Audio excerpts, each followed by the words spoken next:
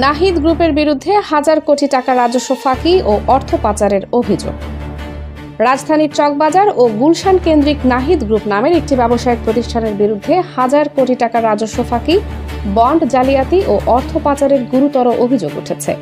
এই ঘটনায় সংশ্লিষ্টদের বিরুদ্ধে তদন্তের দাবি জানিয়ে বিভিন্ন সংস্থায় অভিযোগ দেওয়ার প্রস্তুতি চলছে বলে জানা গেছে। অভিযোগে বলা হয়, গ্রুপটির কর্ণধার আনোয়ার হোসেন, ঝন্টু কুমার সাহা ও ফয়সাল হোসেনের নেতৃত্বে একটি সিন্ডিকেট দীর্ঘদিন ধরে বন্ড সুবিধায় আমদানিকৃত প্লাস্টিক দানা খোলা বাজারে বিক্রি করে বিপুল অঙ্কের ভ্যাট ও শুল্ক ফাঁকি দিয়েছে।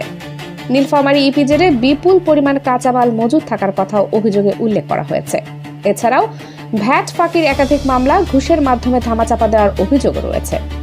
সংশ্লিষ্ট কয়েকজন রাজস্ব কর্মকর্তার নাম উল্লেখ করে বলা হয়েছে, মোটা অঙ্কের অর্থের বিনিময়ে ফাইল গায়েব ও তদন্ত প্রক্রিয়া স্থগিত রাখা হয়েছে।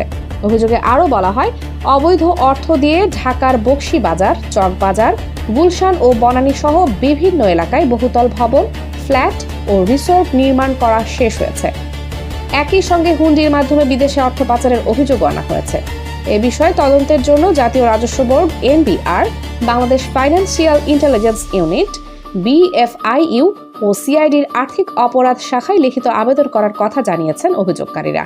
তবে অভিযুক্তদের পক্ষ থেকে এখনও আনুষ্ঠানিক কোনো বক্তব্য পাওয়া যায়নি।